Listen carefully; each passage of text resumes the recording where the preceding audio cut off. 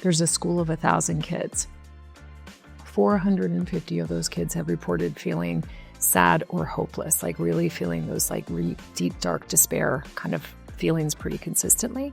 250 of those kids have seriously considered suicide. That's a huge number. I will hear again and again and again from kids how much they want parents to say that they love them. Probably one of the biggest transformational things is many times when they come into therapy, they're probably, they really want a relationship, but they're struggling to figure out how to do that effectively. Mm-hmm. And so where the therapy, potentially comes in is, yeah, sure, helping to guide you in that way, but then you gotta put that into action. Yeah, absolutely. Jen Libby, thank you so much for joining me. I know you're all things teen mental health, so I'm really excited to talk to you about some of the stuff that's going on these days. Can you tell me a little bit about your story and how you got into mental health? Sure. I mean, well, I don't know how far back you want me to go, but, I grew up in a pretty rural part of Massachusetts, and one of the things that was kind of interesting is I grew up in a family where my dad was the minister in a church in a rural area. And, at the time, there wasn't really any mental health for anybody. And so I would say even as a kid, my dad would many times meet somebody who was in some sort of mental health situation or in some sort of need, and not knowing where to bring them, he would bring them home. And either they would stay for dinner or maybe they would stay and live with us for some time. Wow. And so I feel like even as a young person, I delved into mental health in probably not the most traditional way. But interestingly, he, decided maybe I was in about fifth grade or so, he's like, it seems to me I'm not that educated in this whole mental health thing, and I probably should go back to school. Wow. And so he ended up going back to school when I was in fifth grade. And of course, since I was the kid that was home, he would do the tests on me, like the ink blot, the thematic apperception test, all the different You were the guinea pig? I was a guinea pig. And so then I, just at a young age started to really wonder about what's this psychology? What's this mental health? This is really interesting. So that's really how it started. That's incredible. Usually you don't see, I guess in my experience, I've seen a lot of kind of religious figures almost think mental health is the other, the enemy, and we're kind of fighting over that one person. But it sounds very like forward thinking of your father to. Well, I think he could recognize his limitations and Nice. say, I think what a lesson. I think we need to just be a little more curious and more open-minded and really start to understand the science. And he was always a really big science fan. And so really, understand what's happening in the brain and be able to, kind of just be able to help people with that knowledge so that they could kind of pick a path that worked for them. Yeah. And as a therapist, I think your reputation was the difficult kids, right? Like a lot of dark stuff. Yeah, I think, I don't know how I exactly landed with that reputation, but I will say my reputation was always treating the difficult to treat adolescent. And sometimes, treating some disorders that, other folks might sort of shy away from. I also worked, for some time in secure treatment. Prior to that, I was a victim advocate. And then I also worked in inpatient psychiatry, outpatient psychiatry. I was in public school. I was also vice principal of a school. So there's, kind of running in a lot of different lanes, but that gave me a lot of exposure to somewhat serious situations. Sometimes treating kids who were homicidal with school violence in their purview, many times treating kids who were suicidal, I would say probably day in and day out, as well as treating, kids who were suffering from anxiety or an eating disorder or depression, something along those lines. Yeah. And I imagine, as you're building Promly, you get such a large view of education, but also the one-on-one cases, and then like these kind of almost systematic pieces on how we're helping or harming. Tell me a little bit about. Well, I will. Yeah, I will say, and certainly I cannot take any credit for anything that we do at Promly in the sense of We rely so much on our Gen Z team. I would never go about building like a startup aimed for teens without working really alongside of young people. And so I feel like every day I am learning so much more. I always joke with our interns, I'm like, I'm wrong, 95% of the time, probably, when it comes to what they like or what they don't like, or, what's trending or not trending, or even my assumptions. Sometimes I'll make certain assumptions about things. I'll be dead wrong. But then I guess your clinical background and your own experience is a big driver for why you're building Promly in the first place. Definitely. Tell me a little bit about that. Well, I'll say, I would say probably starting 10 years ago, we were almost 2025 now. So yeah, definitely 10 years ago, 2014, 2013, kids would say to me pretty routinely, Jen, adults created social media. They know it's harming kids. They know it's even killing kids. Why aren't the adults stepping up to fix it? Like, do they just not care about us? Are we some kind of experiment generation? And I would of course, this is like 2014. I'd be like, come on, kids. I'm sure YouTube's got it. And Google, they're practically guinea pig. Yeah. ed tech, like my friends work at Facebook. They're really good moms. They're not going to let this happen. And so I would kind of be drinking the Kool-Aid with everybody else. But kids were saying, and they were saying to me as an adult who's in the room, right? What is going on? Why is everybody asleep at the wheel? And that really started, I remember feeling bad about it, but what was I going to do? Because I felt very small, and I'm a therapist and I'm helping, right? Because I'm talking to all these kids and I'm solving lots of, difficult situations. But it really was, the change agent, so to speak, was watching the teen suicide rates go up so dramatically. Right. And I'll give the for instance, because I think it's notable. When I moved into private practice in New Jersey in 2003, there were 3 teen suicides in the general geographic area where I treat kids in a 6-year span. Mm-hmm. And then from 2003 to 2009. And then from 2009 to 2019, we saw a major increase of anywhere from 6 to 9 teen suicides every single year for that entire 10 years. And then at 2020, we landed at 15 in the same exact geographic area. And that's when it was the mental health crisis, it's way more than just a crisis. Yeah. I mean, it's not elsewhere. It's right here, even in a state that arguably has some of the lowest rates of teen suicide. Right.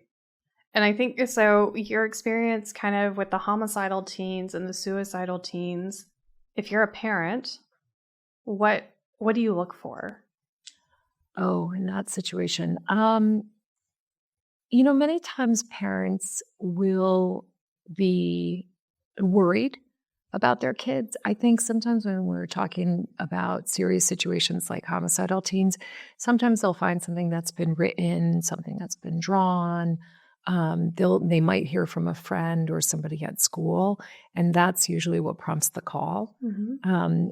Same applies for kids who are, potentially thinking about suicide, although I will say that is much, much, much more common. I would say, and, I think the Surgeon General even reported, and I think, I was asking our interns the other day, I was like, is this even accurate? Are these numbers accurate where they give the, if there's a school of 1,000 kids, 450 of those kids have reported feeling sad or hopeless, really feeling those deep, dark despair kind of feelings pretty consistently. 250 of those kids have seriously considered suicide. That's a huge number. And 100 of those kids have attempted suicide. Yeah. Wait, what? Those numbers are so profound. But even when I go back to young people, I'm like, is that accurate? Somebody being dramatic here. They're like, no, Jen, that's 100% accurate. And I would say I believe that, in that that's what I'm seeing. That, and sometimes I'm like, well, am I just getting it? Right. Or are we seeing this kind of in this much broader uniform way? And that we are. Despair is,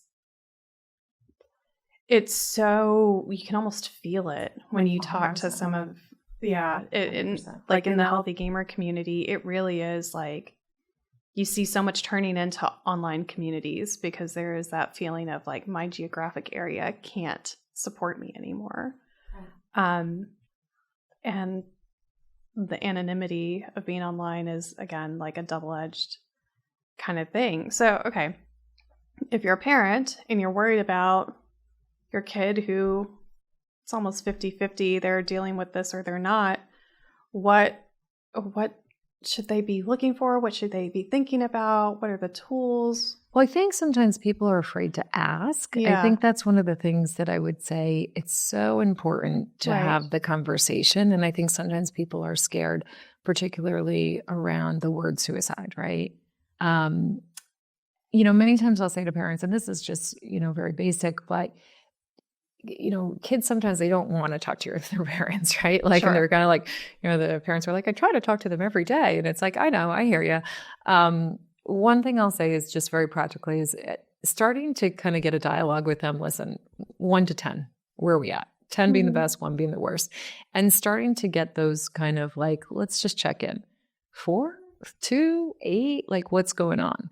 To get a little bit more information about kind of what's your kid's baseline, like where are they? Right. Sometimes it's hard for a kid to communicate that they're really struggling, but sometimes creating just that history of, okay, I know mom or dad's gonna, kind of ask me. And so if I say it too, well, yeah, you should be asking a few more questions, where do we need to go from here? And I imagine like the hopelessness, the despair it's harder to kind of talk around because it's not like, oh, there's a school bully or there's like 1 or 2 things that like, oh, it's a toxic home environment. So we can like work on the thing that we know. But when it's hopelessness or despair, how do you?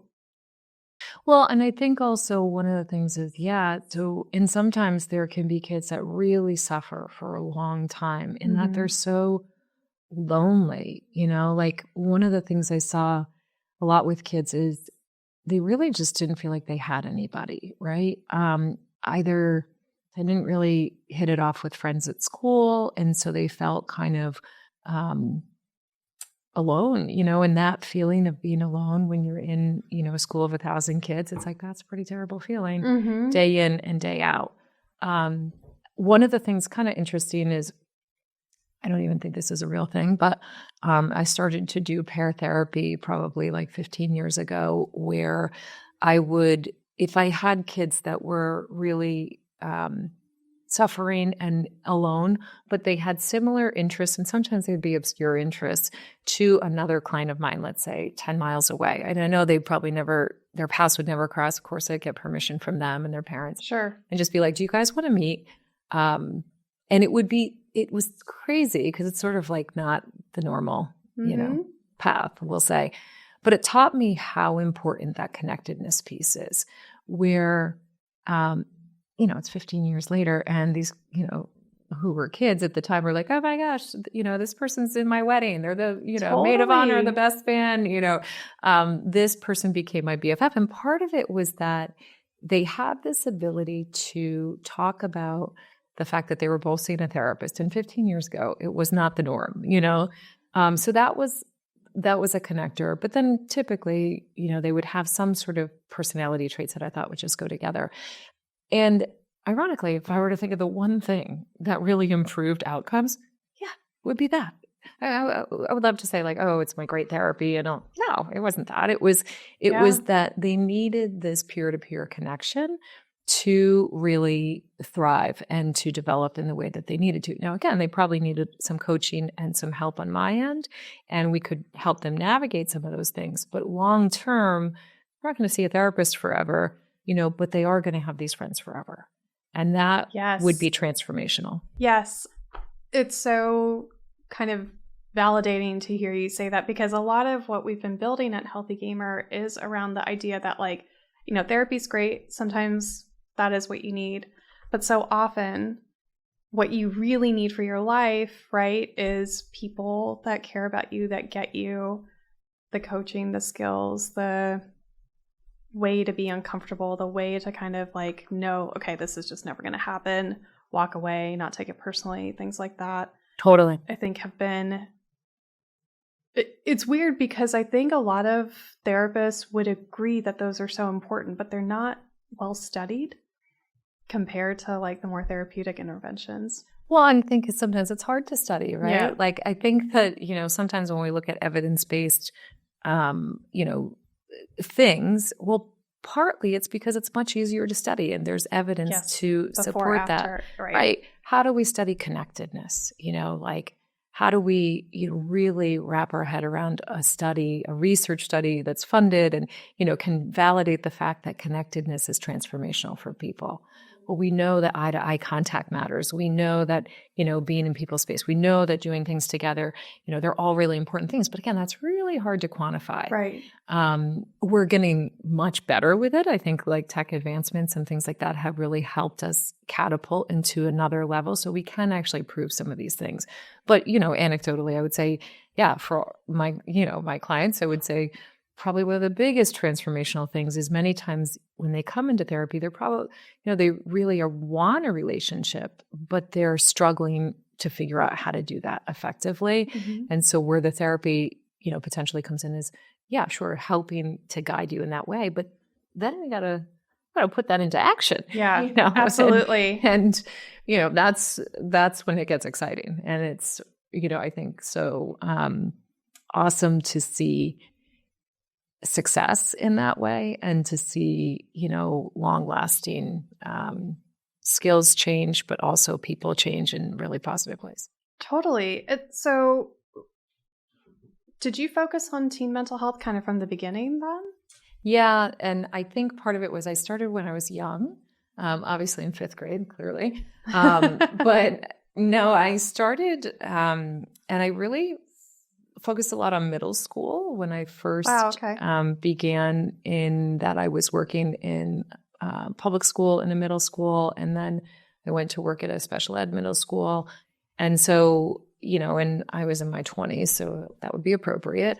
But then I just loved working with young people. So middle school, high school, early adulthood. I just love that.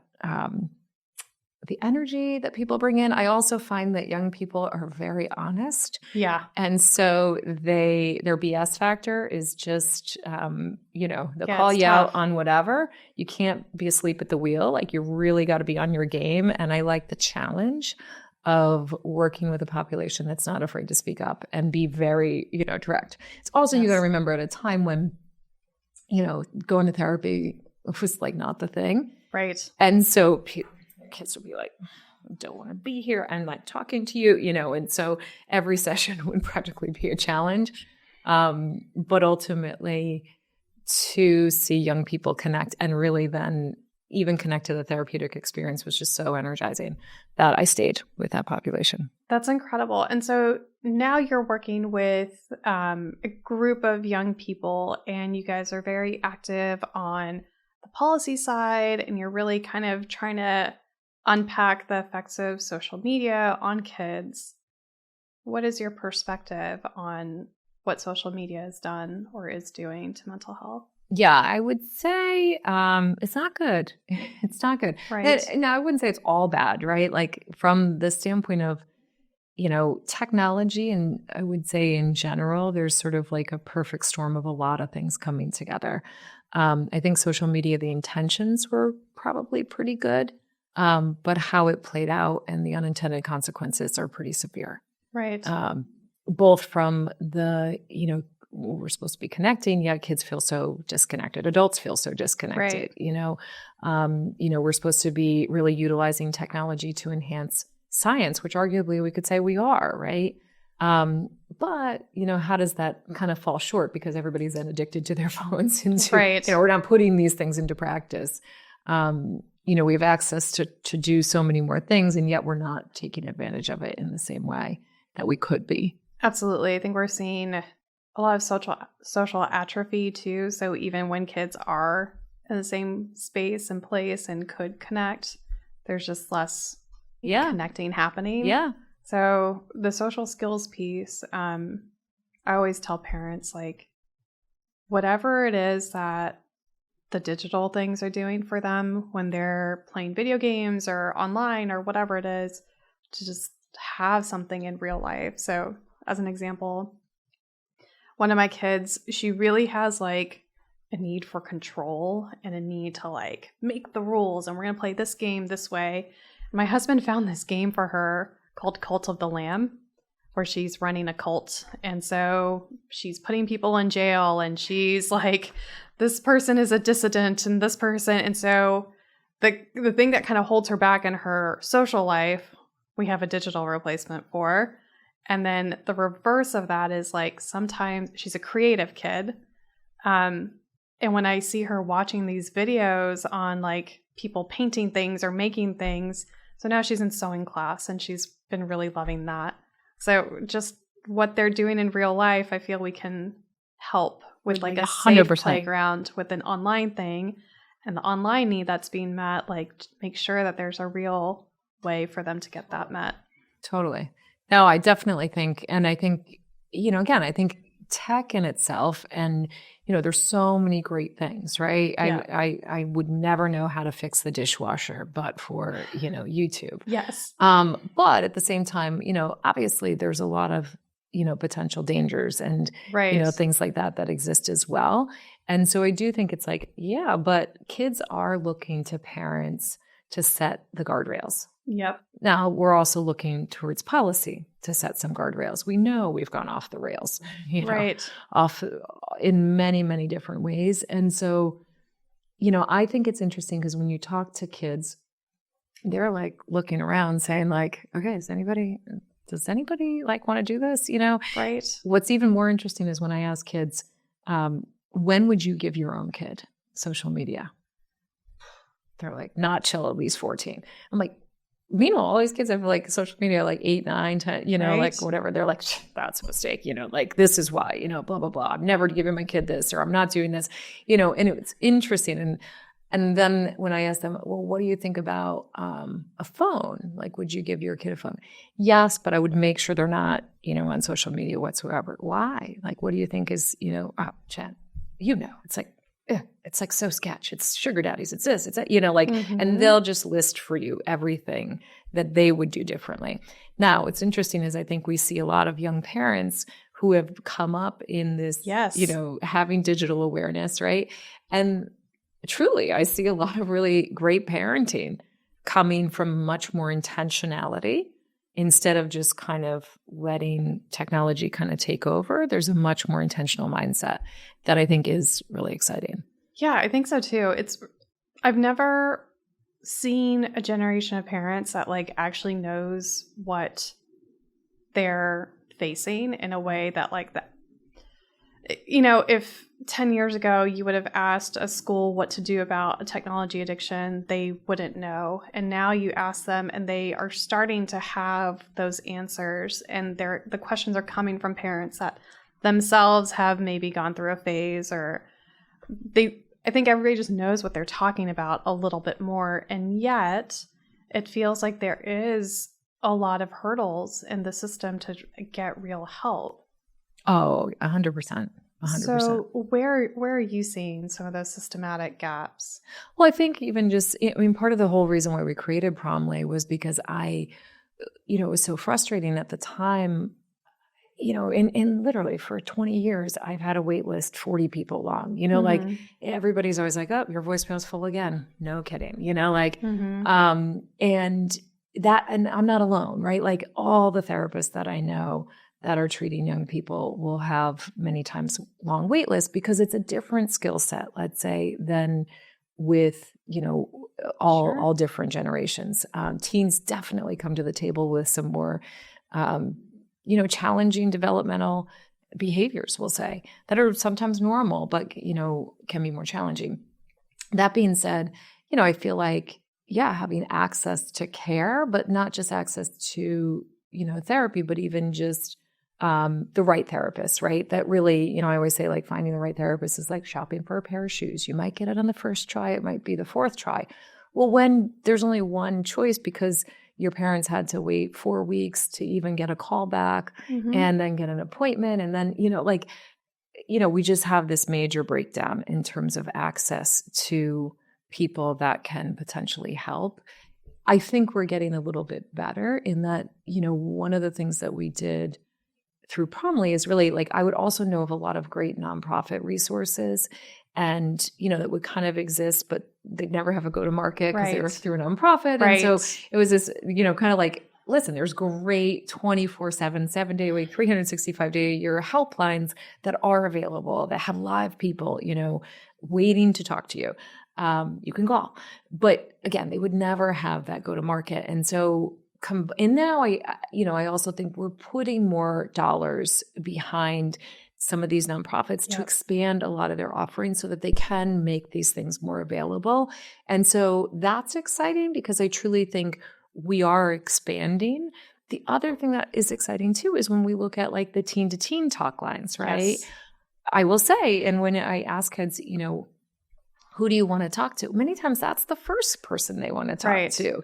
That while they may ultimately end up talking to a therapist, it certainly is this adjunct that comes in that can be super effective and, really transformational, even just being in the community, right? That, okay, we know this is a safer, more supported community. It's not super healthy, but it's like healthy enough that it's like, it's you're meeting people, it's engaging, those kinds of things are also, I think, coming down as, creating better access to at least, these first lines of intervention, we'll say. Absolutely. And then I think from some of those systematic pieces, you're also seeing more people paying attention to peer-to-peer where, so you are pairing therapy patients together, right? And then there's more kind of group formats. I think the call lines, the crisis lines, it's so nice to just see like them paying attention to brand and paying attention to being online on Discord, for example, or being kind of more present on YouTube. Right. I think those are all great first steps. Where would you like to see kind of policy go? Well, I think one of the things, for us, we were, I would say, fortunate, not fortunate. One of the things I saw impacting the suicide rates very directly was that the means had changed, meaning I'm a person that does suicide assessments every day, right? Right. And so probably starting around 2009, 10 is when I started to hear from kids with the change of means, meaning, maybe they would overdose previously on Tylenol or Advil or something that they could get at the store or over the counter. And then when I would ask kids about a suicide plan, they'd be like, well, I'm just going to go online. And I'd be like, but I mean, we're protecting, right? We're not teaching kids, right?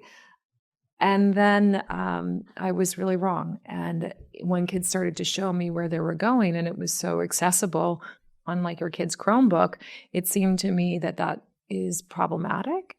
And so I I went back to our interns and I'm like, again, so is this really happening, guys? They're like, yeah, Jen, like, where you been? They're like, I was like, I think we should do something. And they're like, well, what are we going to do? I'm like, I don't know. And they're like, let's start a petition. And I'm like, okay. I'm going to like go knock door to door and start a petition and like, tell people, I don't know, to change things. They're like, no, start on change.org. And so we did. And then we ultimately ended working with Representative Susan Wild, who's a congresswoman out of Pennsylvania, who lost her partner to suicide in 2019. And that, really started us down the path of understanding a little bit more about where the policymakers, are landing on things, where they want to see things go. I was ultimately asked to speak to a large group of congressmen and women on this particular issue. And at the time, there wasn't any tech policy being pushed. But I also realized very quickly how powerful big tech can be in that they pay the budgets of many nonprofits that would otherwise probably speak a little louder. They also, have a lot of lobbying representation. And so it makes things really hard to pass.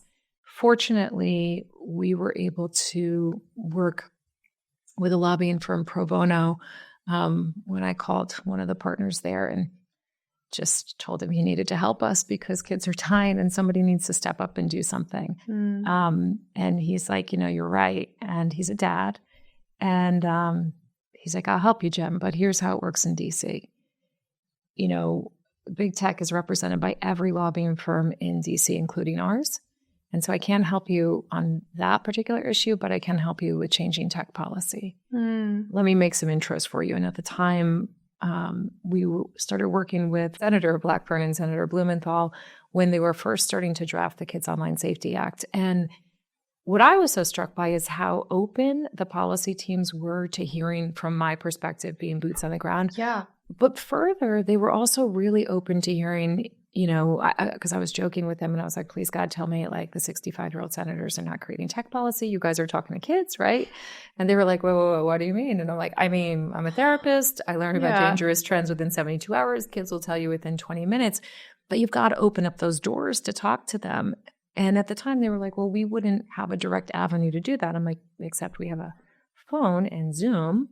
So we could just get like 6 of them on the phone. And they're like, well, can you write up what that would look like? And so we ended up writing, of course, our Gen Z team ended up writing a page and a half of what's now the Kids Online Safety Act to really lay out how youth could be given a formal seat at the table to help work truly collaboratively with policymakers in a much more multi-generational way so that young people are able to tell you what's actually going on because they will. And it's for them. They're the customer. So it's almost like a customer protection. Well, and they care about their friends. I think that's one of the things too. They know kids are really suffering. And so they want the adults to step up. They want us to take charge and they want to work with us. And so the fact that both the young people wanted to get involved, but that the policymakers were more than open. Yeah. And they were like, please, how would we do help me understand, how would we do this? And not only, did they do it, but they took our recommendations and they put them into the policy. And I was like, it's great. That's how we get policy done. Now that was 2021. And so it took all the way until 24 to pass in the Senate. But it's passed in the Senate. We've all lived whole lives since then, right? So true. But now we're looking for it to pass in the House. And I think it will. People want to see, something that actually, is protecting kids. And that's what the Kids Online Safety Act does. I was also very pleasantly surprised at how willing policymakers are to just what your ideas are. Oh, yeah. Can you write it? Some of that, do you have specific language that you would want included? And similar, I think it's kind of a nice time and a nice issue space for us because it is really one of the truly nonpartisan things. Yeah. So lucky for us, we don't have to get caught in any of the maybe sometimes toxic part of the process, but we get to legislative has been open, executive has been open. It's been nice. Well, and I think one of the things, we bring a lot of young people down to the Hill and we'll do fly-ins with, different policy teams on both sides of the aisle, right? Mm-hmm. And every time that we do that, the teams they welcome us with open arms. They welcome the kids with open arms. And, I always joke nobody really wants to hear from the middle-aged woman. They really want to hear from you guys. And truth be told, every time, I'll turn to young people and say, well, what do you think? What do you think? Well, that is more interesting, especially when we're talking about both policies and ideas and what are we actually going to do to help you guys? Right. Well, clearly they should have a strong voice in that. Absolutely. And then, okay, so just shifting back to kind of maybe how to empower parents, an everyday parent that is maybe like you and I, stuck in the day-to-day chaos of work and family and just some random thing always happens, right? The car or a school holiday or in-laws coming to visit, whatever it is, right? There's always one wild card thing that just happens in parent world. And I think, the Surgeon General put out a report on parental burnout, which just to validate, right? We are working more than we ever have, both moms and dads. And the burnout is real. So if you don't have the time necessarily, or even the energy necessarily, what can parents do to foster some like more safe online habits? Well, I think one of the things is we know so much more about science, and we know that there's a lot of good, right, that you can learn about online. So I do think also the idea that like mental health coping strategies are very readily available. Was in the Uber on the way here, and they were like, "Would you like a meditation break?" How nice is that? I'm in the Uber and I didn't even ask for that. I didn't have to pull it up on my phone. And here we have it, kind of coming right at me. And I find that that's happening more and more. Problem is sometimes we're not really great at taking those breaks, even when it comes to, parents are burnt out for sure. But things like remembering some of the breathing strategies, right? I'm always telling people 4-7-8 breathing, to really disrupt the parasympathetic nervous system, particularly around, anxiety or panic. We build biofeedback into the Promly app so that when somebody's having anxiety or panic, they can put their 2 fingers on the back of the phone. It reads their heart rate, and then we coach them through, how to really regulate their brain. But those are the kinds of skill sets that it's like, that's not that hard, right? Sometimes we need that reminder, but just like with kids, I think with parents, we need to remember to slow down and truly take a deep breath. Sometimes even take the 4-7-8 breath, right? In for 4, hold for 7, out for 8, to kind of hack the brain back to a level of calm.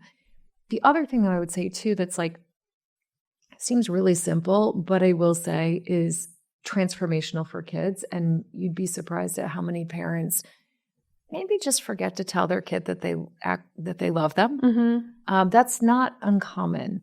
And I will hear again and again and again from kids how much they want parents to say that they love them. And it's not that they need it per se, but they're like, oh, my dad, like, he's a finance guy. Like that's not his jam. He's not emotional.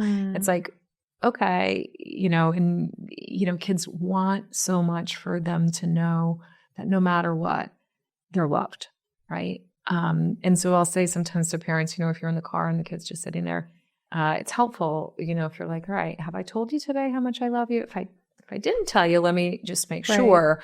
But I can't reiterate enough how just the verbal, awareness of saying that out loud seems very simple, because some parents are saying all the time, I love you, but there's a lot of parents that forget to say that on the regular. And for those parents, I imagine that, the longer you go without it, the more your interactions are becoming a little bit more hostile, a little bit more antagonistic. And if you're in that situation where you've got a kid that seems like they're mad at you all the time, how do you begin to repair that? I think one of the things I will also say is like listening to young people. That's the biggest thing, where kids want their parents to listen. But I will also say parents are they're called on the carpet to model. Yes. Right? And so one of the things I hear all the time is how much kids want to hear when parents mess up, that they can see that they've messed up and they can acknowledge it and be like, listen, I was wrong. Like I made an assumption and it was incorrect and I'm really sorry. That is very difficult for parents to do sometimes. And that's really important for parents to do, particularly if we have this, disconnect, right? Where I know you could ask my kids, my gosh, I'm wrong so much, like I'll be like, and here we go again. I was wrong and you were right.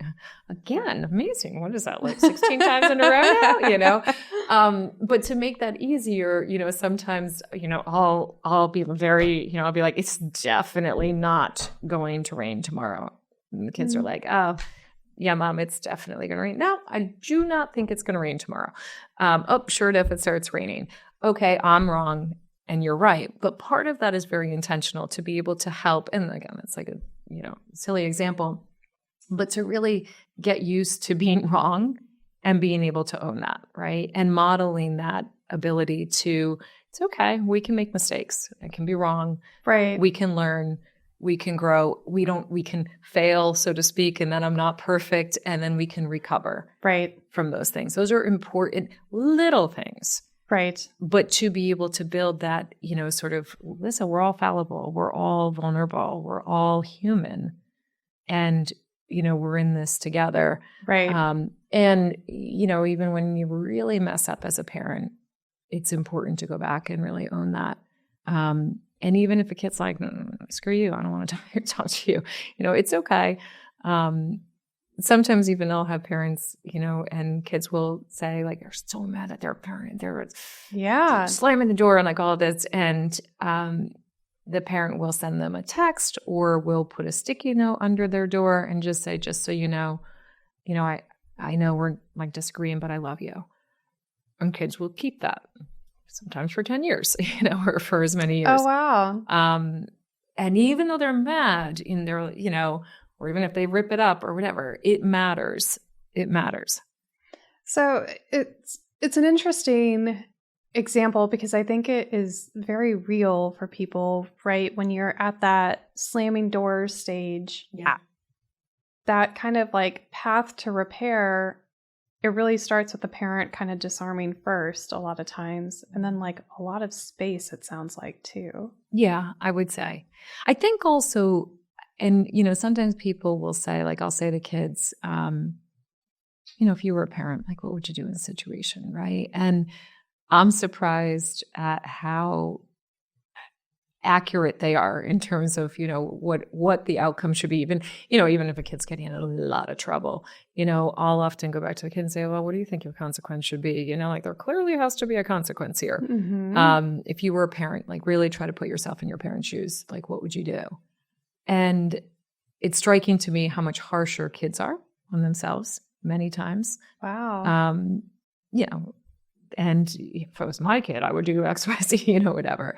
That can be helpful to kind of, push it back on them a little bit.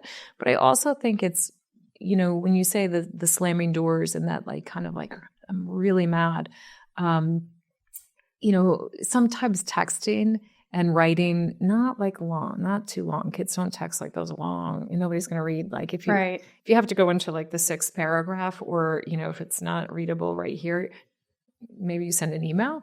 But it's not bad to write down what you want to say. I think sometimes people and kids and parents, when they're at that really elevated place, I always say this, your fight or flight mode's being activated, right? And you get so mad and you can't remember even the words sometimes that you want to say. Well, that's because your fight or flight mode's being activated and your brain is at 30% less memory capacity. So your ability to even form words is very compromised at those times on both sides. You're fearing danger, right? Your kid's fearing danger. Even if you guys, I always say like if you're on a 1 to 10 for your tone and you're anywhere above a 6, we can be sure that the fight or flight mode is being activated. And so there has to be this, kind of coming back because nobody's making any sense in that mode. Right. So we get a lot of stuttering at each other. Yeah. F you, that's just ultimately what will happen because we don't have the memory to articulate what we want to say. So sometimes having that time to even write down or, frame on the note section of your phone what you would want to say, both the kid or the parent, that can be very helpful because it gives you that brain time to actually think through more thoughtfully how you're going to communicate. One thing I also say to kids and parents is, remember that this is a person you love. I want you to frame your conversations that this is a person that you love. Right. And you may be so mad right at the moment. You may be mad at them for 6 months at a time. But ultimately, they love you and you love them, and kids will back up, and slow their roll a little bit in terms of the way that they're coming at parents. But again, we're not in one podcast. We're not going to solve all these problems. Totally. But it's that building that you're right, the space and that ability to communicate more thoughtfully. I think a mistake I see a lot is I'm not a therapist. I just get to see these experiences kind of from a macro view of all the HealthyGamer kind of parent coaches and all the alliance building work, and parents will kind of see a moment and then they'll pounce like that. They said they're sorry. The kids said they're sorry. And then they'll just go straight in with the, well, if you had done this or that. And it's almost like, no, you ruined. Yes, exactly. So how much space are we talking? Like, how do you? I think sometimes it depends on the kid, right? Yeah. Like, and it depends on the parent. I think it's important to come back around. Mm-hmm. And I appreciate you saying that, in that, there's something about just, okay, let's take a deep breath here. Mm-hmm. Like if I had it to do over again, I would definitely have done that differently. Yeah. Sometimes that's more critical than the I'm sorry, just for the sake of like, I'm sorry, Yeah. the checkbox. It's more of like, well, what would I do differently? Like, what would we do differently?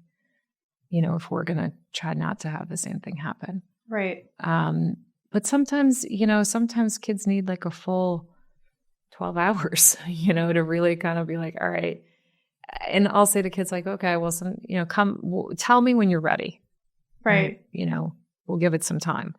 And I think it's easy to kind of forget sometimes that like it might be a couple of days, but really it's only a few of your hours together, right? Because of all the homework and the activities and this and that, you'll only have like an hour and a half together really each weeknight. Right. So you could have had this big fight on a Tuesday, but you need like those 4 or 5 days. Sometimes. Yeah. To pass. And it's not really days at that time. It's 4 1.5 hour blocks, right?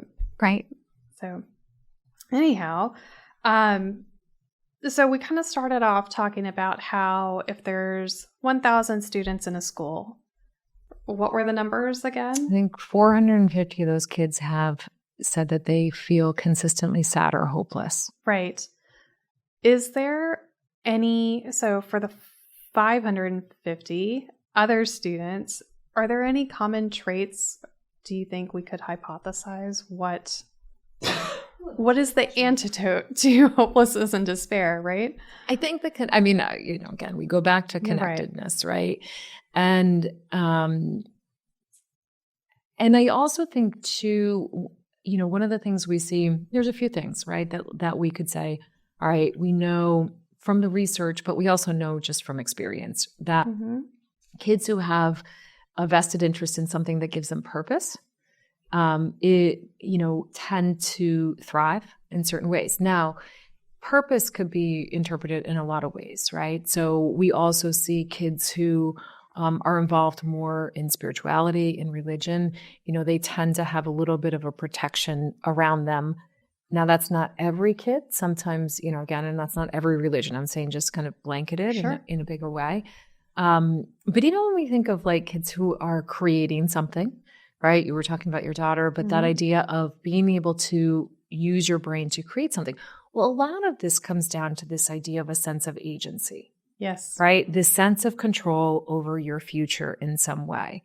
And one of the things, and I'm sure some folks might disagree with me, but I typically say, by the time your kid's 16 years old, they should be making the majority, like 95% of their own decisions. You're there as parents to really guide them. But we look at those 2 years as being really critical to form their adult development skills, right? And so we want them to practice. We want them to fail. We want them to make bad choices. We want to be there to help pick up the pieces so that they know, okay, when they get into the real world as young adults, they can manage it, right? And we don't necessarily function in a society that makes it that easy to do that, right? So we have a lot of, there's a lot of requirements for kids in high school. I thought it was interesting, actually. We did a survey with young people asking them what they thought the causes of the mental health crisis were. And the first thing they said, and this was like amazing, actually. So across the board, social media was one of the number ones that just kept coming out in both college-age kids and high school kids. The second biggest one, though, was the need to not have the education system be as intense as it is for kids. And this idea that the external measurements of success they're not really cutting it, and they're not really driving success for these kids. And in fact, they may be causing more harm. Right. And that's not to say, it's not like we need to be like, oh, okay, we're going to create a bunch of soft kids that like can't, pass on their stuff on time. It's not that. It's like, we need to really figure out how to build purpose, innovation, and really get kids excited about what they're learning. There's so much to learn. And there's, it's awesome when you see kids get fired up about what they're like learning and what they're doing. And I see that happen so many times. But, so if you think about like protective things, it's like, yeah, like it's kind of figuring out their strengths and then really figuring out how to, help them to take on those strengths. Totally. And I think, it sounds so obvious, but these are all ways of having a place in the world, right? Whether it's part of your community or part of your religious kind of community or part of what you're creating or making, but it's really interesting to hear. And I think we're in HealthyGamer world, we really focus on sense of agency and sense of purpose when it comes to technology addiction, actually. Right. So we focus on those two areas. And basically, as we see those go up, you see all the negative stuff come down. Totally. And the most kind of interesting thing that we discovered was for content creators, everybody wants to be a YouTuber now. But the thing that really separates content creators from content consumers is that sense of purpose. So content creators have huge anxiety, but they also have a huge sense of purpose. And I think that's really kind of just when you look at the psych profiles of who does what, it's the sense of purpose that will let people, I think, persevere and kind of continue on and pick themselves up. Well, and I think in a vested interest, like I think the idea of doing something either for other people. Yeah. One thing I love about Gen Z and the alphas behind them is just how empathetic they are. So they don't even have to have the vested interest in like their pockets, right? They can just feel like they're doing something for humanity to make the world a better place. And that can be, can really bring, I've seen people in very dark places, come into a better place, particularly when it's, accompanied by community, right? And then we're all working towards this collective purpose. Or I can think of, even situations where when people are, whenever they're building something, right? And, it could be project in school, it could be a business, it could be, something,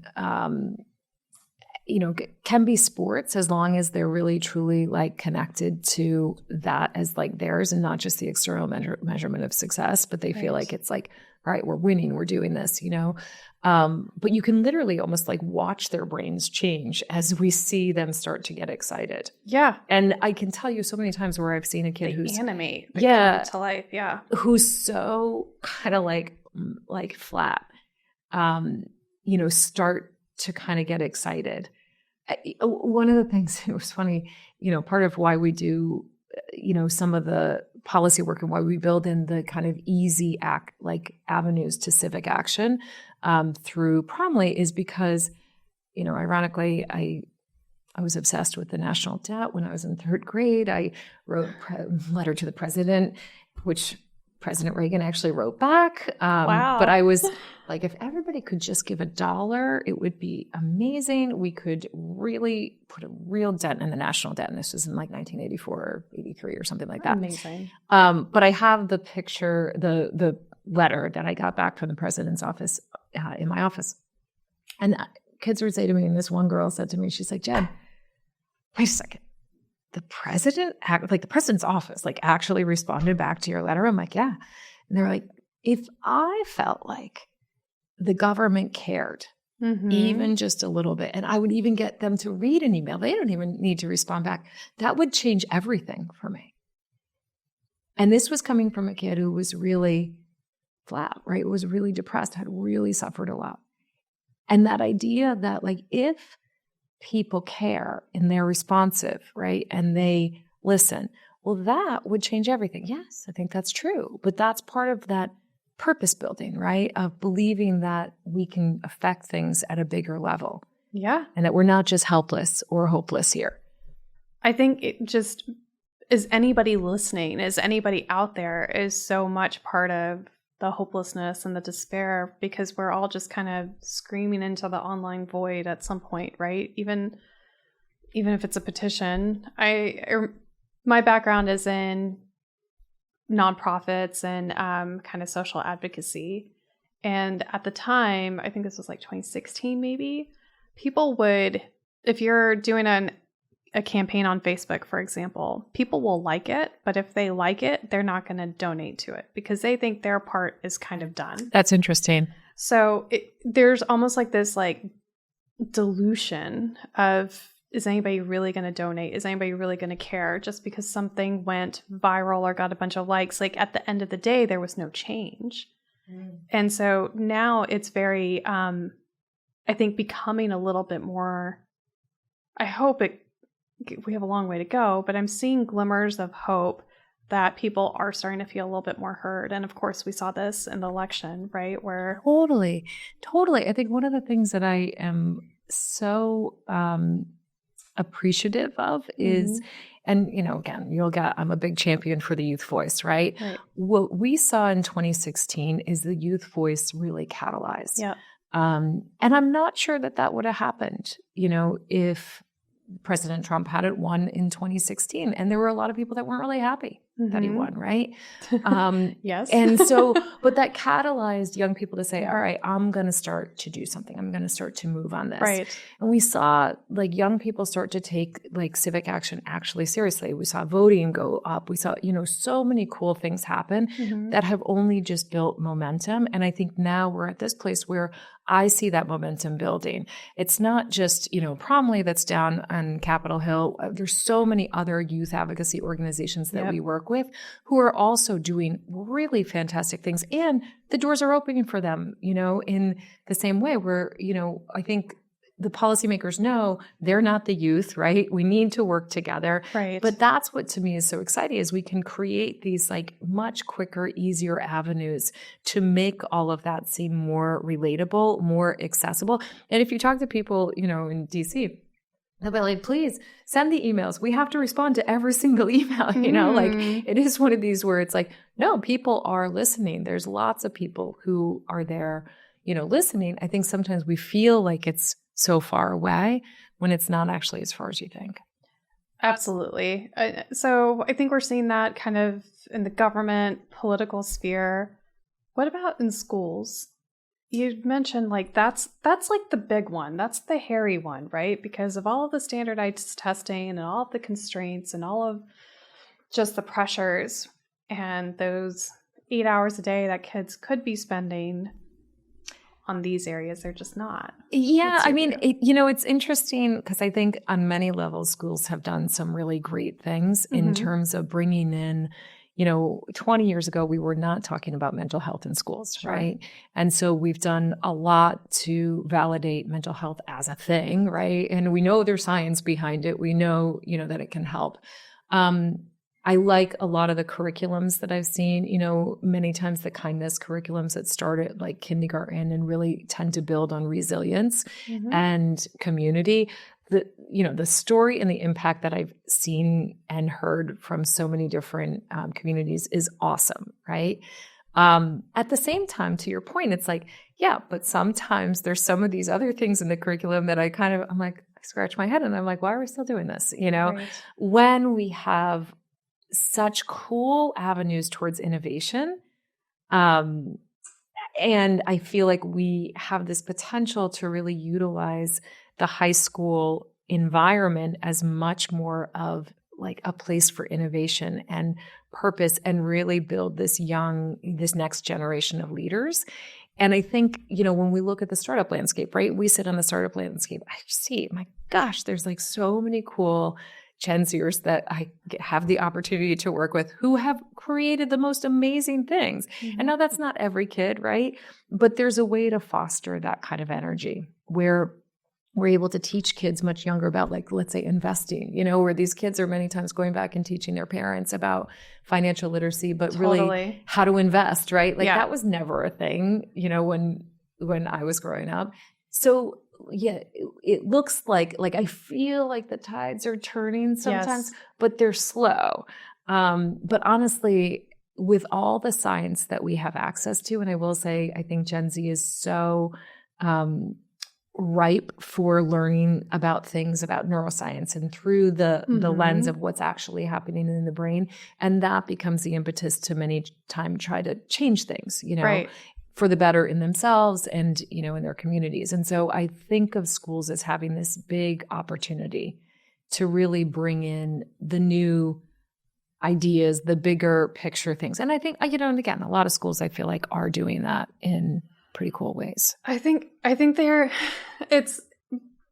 so you're from Jersey and I live in Texas. Yes. So it might get the school curriculum I see is a little different. And I think that's kind of the rub, really, right? Because there are some places that are paying attention to what, I think are the right things anyway. But then there are some schools that are paying attention to completely different things, right? And at the same time, we have ADHD going through the roof. We've got autism is rising. Like, we have these things rising. And I've got to think that the school environment has got to play a factor in there. Yeah. What do you think is going on? I mean, I think there's definitely, again, I say there's opportunity and then there's opportunity lost. Right. Right. And having worked in schools and knowing how hard it is, I mean, believe me, that is not an easy job whatsoever.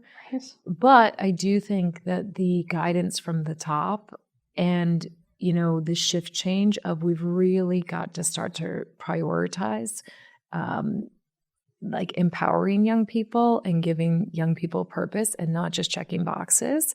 Yeah, that has to happen because we can't stay where we are. And I think you hear this in a lot of different ways, right? Like even when we compare ourselves around the globe, we're a little behind the 8 ball. Yeah. So, okay, here's more of a personal question, but you've got 2 teens. Yeah. And you've got 1 younger.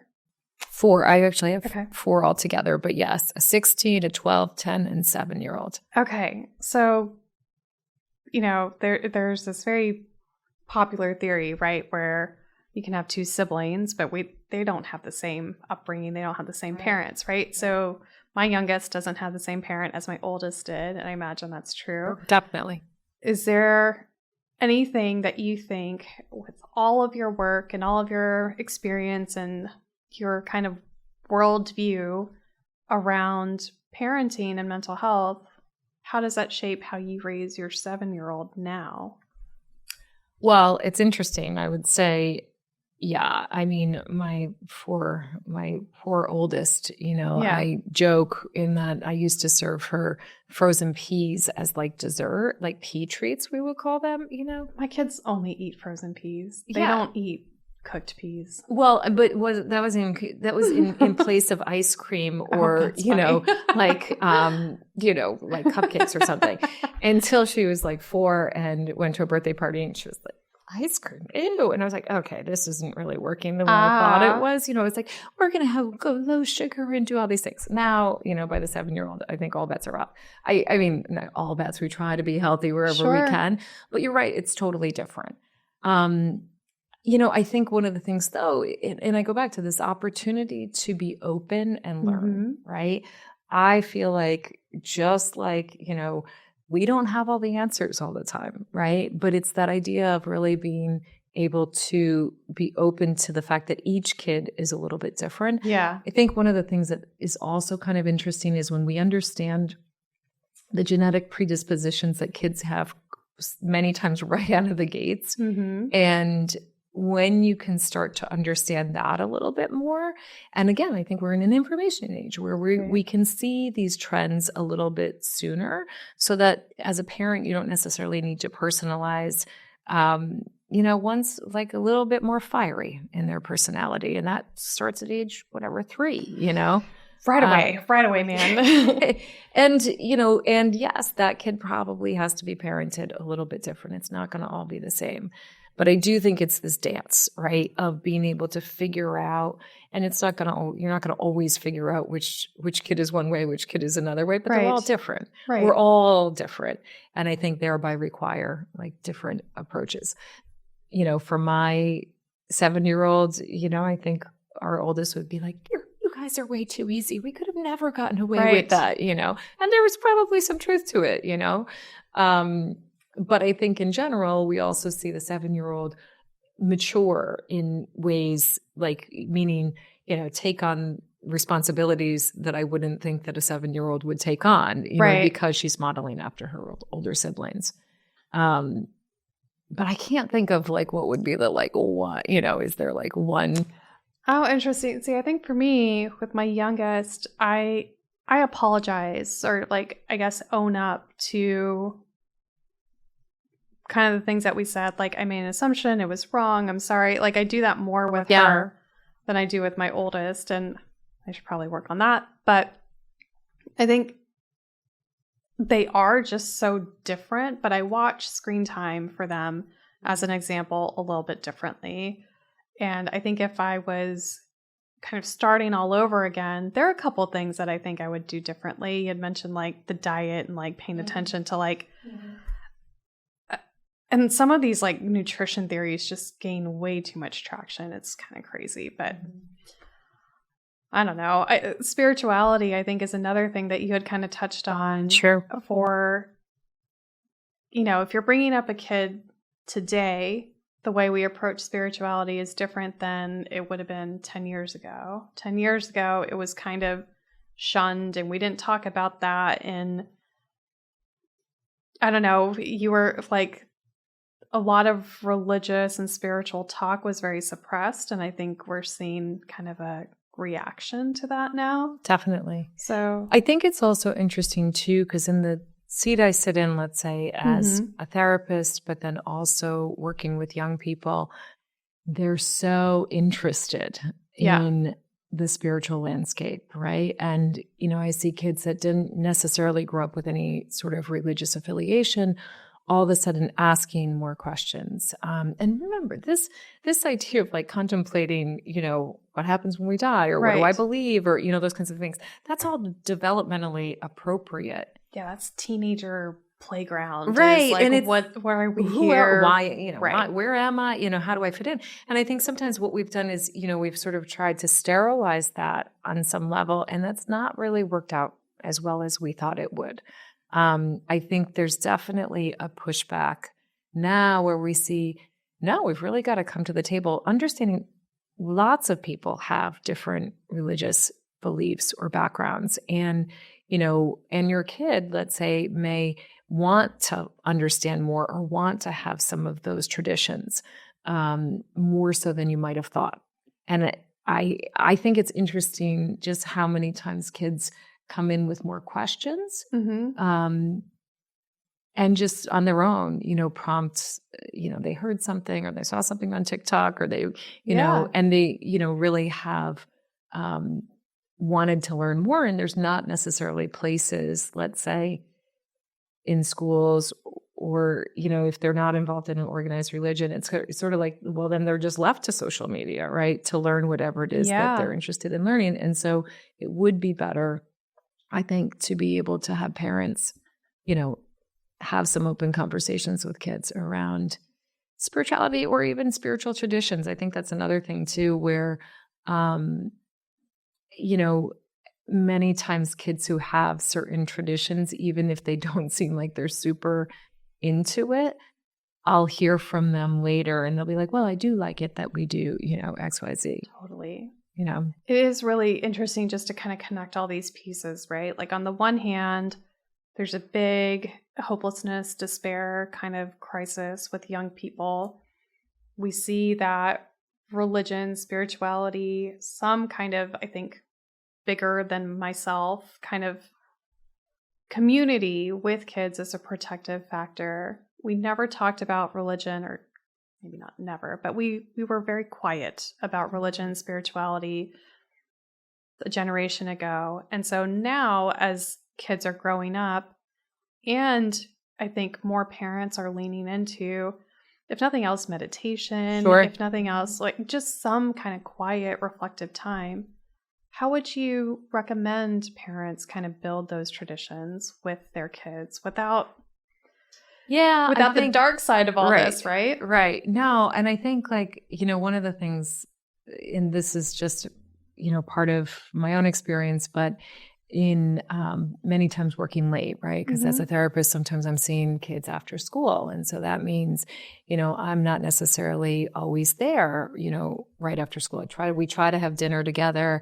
We say, grace. So we, you guys think this is weird, but we sing a song before we eat dinner. And then one person, says grace, and it's usually one of our kids. And that's, it's kind of like sets the stage, right? Right.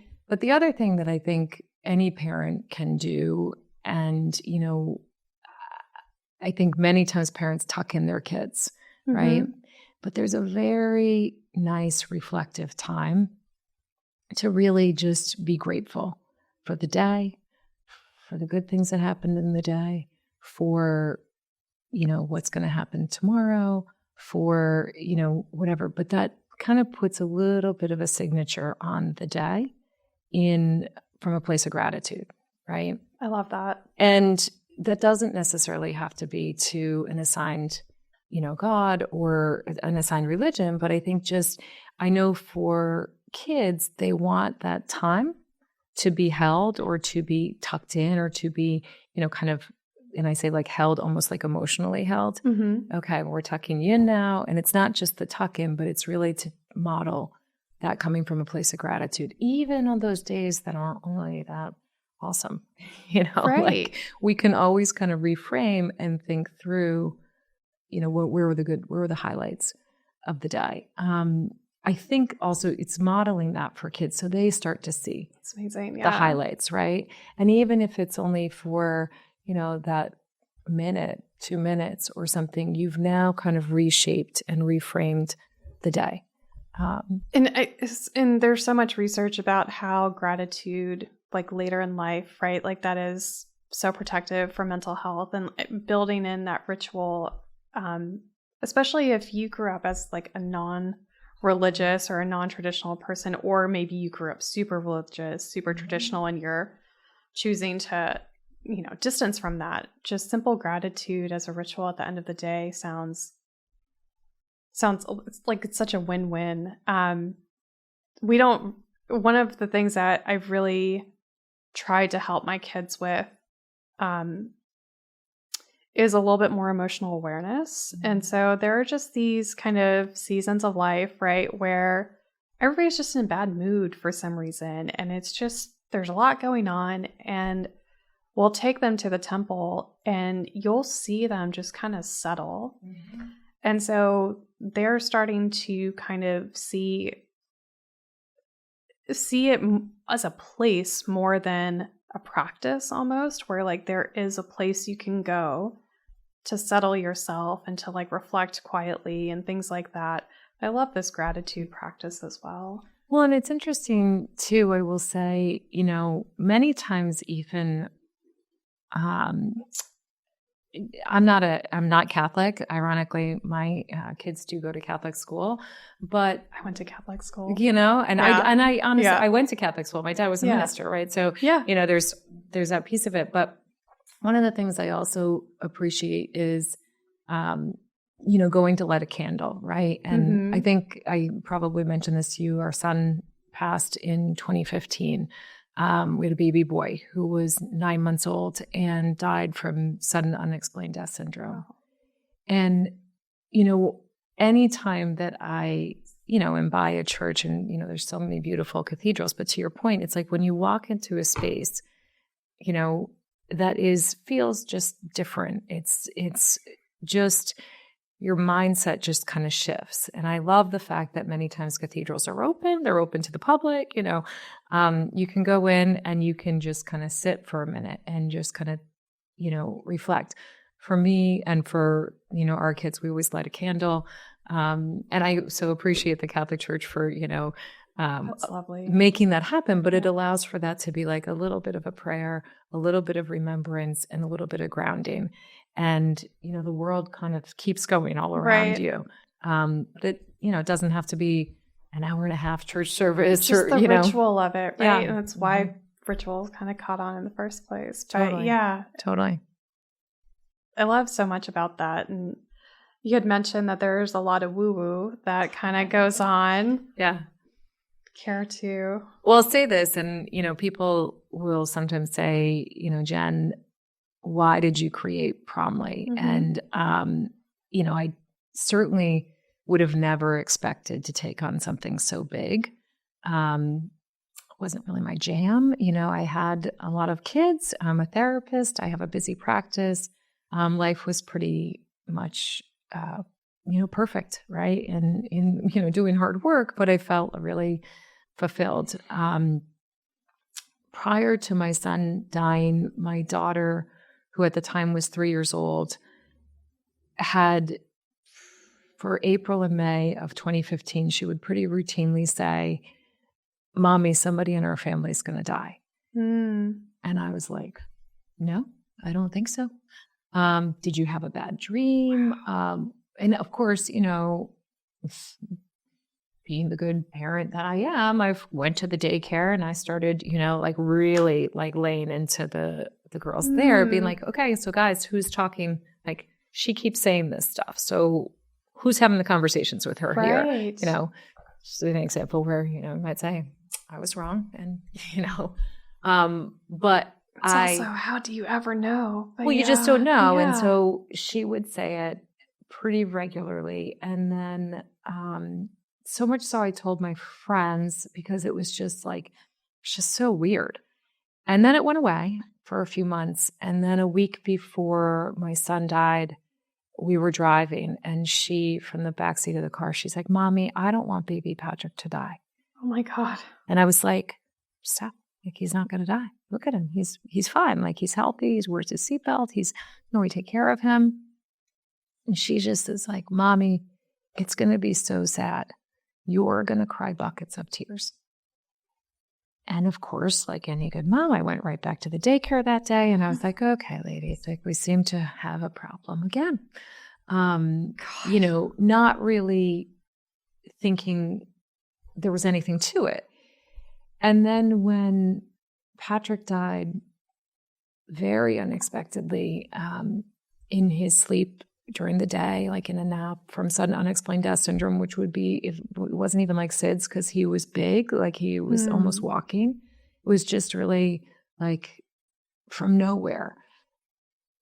And thinking about her, how is it possible that she knew that?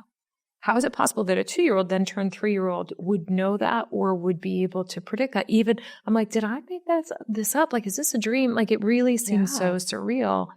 And then, and then Stephanie says a lot of other things. So we had to do a deep dive there. But even at the time, it was so hard to make sense of. And grieving, as a parent who in that moment, your whole life changes, right? And the trajectory that you thought you were going on all of a sudden just shifts into a completely different space. And not that I could totally make sense of it at the time, but when I finally went back to work, and I say finally, but, my job was always treating the really hard kids, right? And when I went back to work, now it's 2015, and there's a suicide after suicide after suicide is what it seemed like to me. Mm-hmm. And I have kids looking at me and they're saying, why aren't the adults stepping up? Mm-hmm. Right? And finally thinking it through, if there's anything worse than my pain, it would be the pain of losing a child, an adult, an adolescent to suicide, right? That's what I could think of would be worse. And yet, Stephanie also said all this stuff, there has to be a bigger meaning or something beyond me and my story, my family, because it doesn't make any logical sense that a kid could know something that was going to happen. That doesn't make that's not logical. Right. It's not based in science. That's not, none of it. And then she further went on to get lots of messages, and I laugh because sometimes it's creepy, but most of the time it's pretty okay. But it forced me to delve into understanding from a mental health standpoint. I'm like, also as a therapist, nobody talks about this, right? Mm-hmm. They don't talk about what happens when you have a kid that, talks to dead people. No, nobody has a chapter on that. At least not when I was in graduate school. Yeah. And now maybe they might. But I didn't know what to do. So on one level, I didn't know what to do just with like my life, my own purpose, because it felt kind of like when you're grieving at that level, it never ends, right? And it also,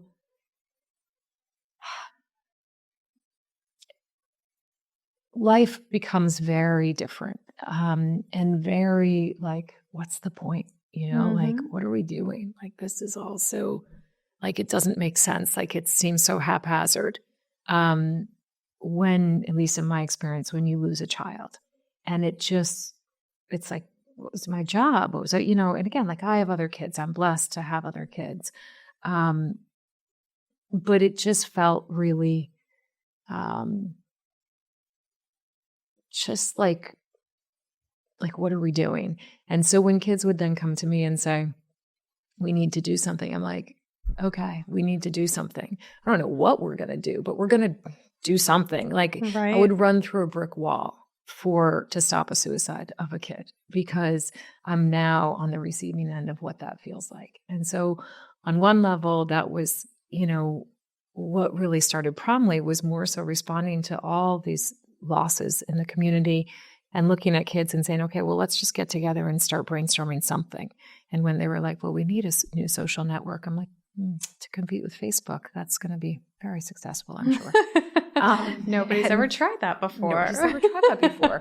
And so I left, but they're like, we just need something safer, and we need something that kids actually use. They don't use mental health apps, which I was like, yeah, I know they don't use mental health apps. Like, we need something that kids will truly want to use.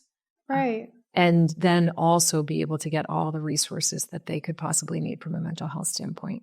And so that's really where, Promly started. But I can say I would have very clearly sat in my desk chair or in my nice couch chair in my office. And I love my job as a therapist, right? I love working with kids. But it seemed like just the way that life took turns for me, we needed to do more.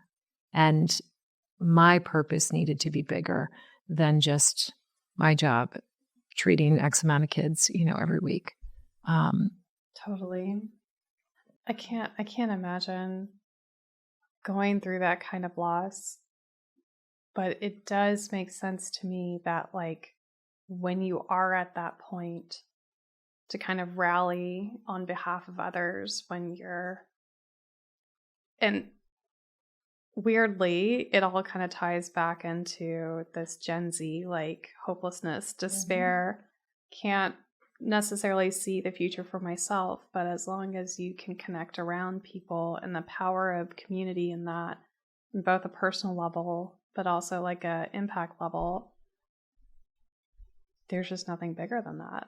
Well, and I think that's the thing is, like, even when we go back to like impact driven and purpose, what we've been able to do is rally so many young people around, connection, right? And, we like to say at Promly, everything you want in high school, friends, internships, anxiety redux, and maybe even a prom date.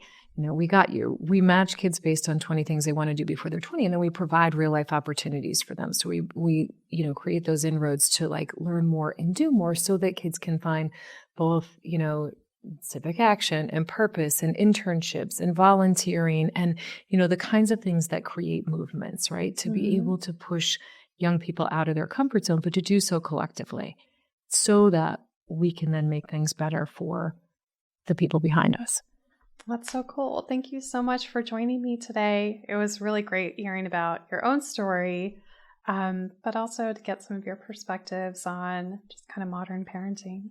Thank you so much. It's so nice to be here. And Anytime. I love it. And I love what you guys are doing. I love the peer-to-peer model that you guys have. And I certainly, if there's any way I can be helpful, let me know. Absolutely. I've got like 7 follow-up points. All right. Thank you.